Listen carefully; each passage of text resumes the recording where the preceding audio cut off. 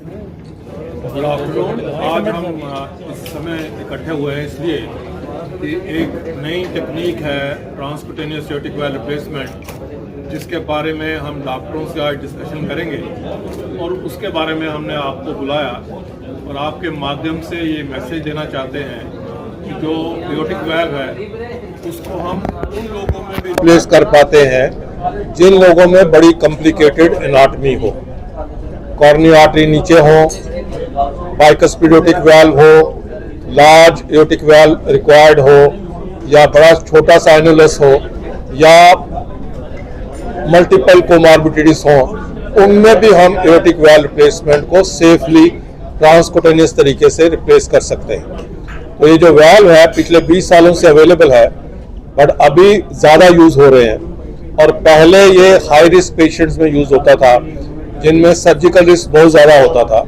उसके बाद moderate risk में यूज़ होना शुरू हुआ, बट आजकल हम देखते हैं कि एविडेंस अवेलेबल है कि जो 65 के ऊपर पेशेंट्स हैं और उनमें एओर्टिक वाल्व सिकुड़ा हुआ है, डीजनरेट होकर सिकुड़ा हुआ है, उनको हम नॉर्मल रिस्क में भी परक्यूटेनियस तरीके से, ट्रांसक्यूटेनियस तरीके से एओर्टिक वाल्व को रिप्लेस कर पाते हैं। तो वाल्व अच्छे हो गए हैं, डिलीवरी सिस्टम अच्छा हो गया है, अब इंडिया में भी वाल्व बनने लगे हैं और वो बड़े इफेक्टिव हैं, लॉन्ग टर्म पे उनका रिजल्ट अच्छा आता है।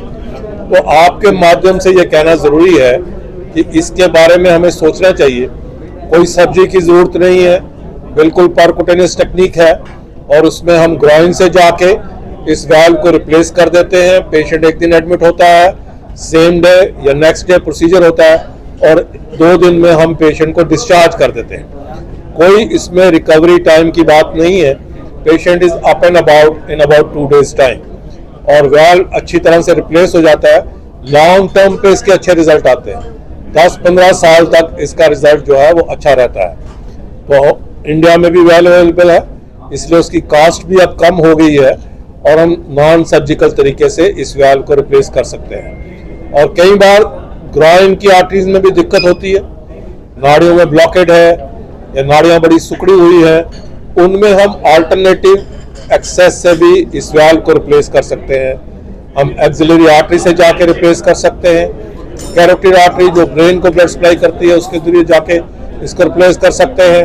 ट्रांसकेवल इंफीरियर वेना केवा से जाके एओर्टा में एंट्री करके वाल्व को रिप्लेस कर सकते हैं या हम direct left ventricle apical puncture से भी इस वाल्व को रिप्लेस कर सकते हैं।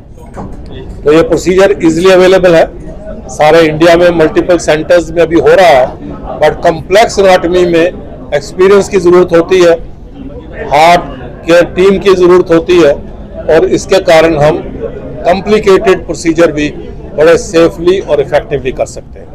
तो आपके माध्यम से ये मैसेज देना चाहते हैं। सर मेडिसिन भी खानी पड़ती है साथ में? कुछ हफ्ते के लिए हमें ब्लड थिनर्स लेने पड़ते हैं, बट उसके बाद कोई मेडिसिन वाल्व के लिए नहीं लेनी पड़ती। कई लोगों को वाल्व की बीमारी के साथ साथ कॉर्नरी आर्टरी की भी बीमारी होती है, उसमें हम कॉर्नरी आर्टरी का इलाज करते हैं और उनको कई बार एडिशनल मेडिसिन लेनी पड़ती है। नौजवानों में हार्ट ऐसे शुरू कैसे होती प्रॉब्लम है इसका?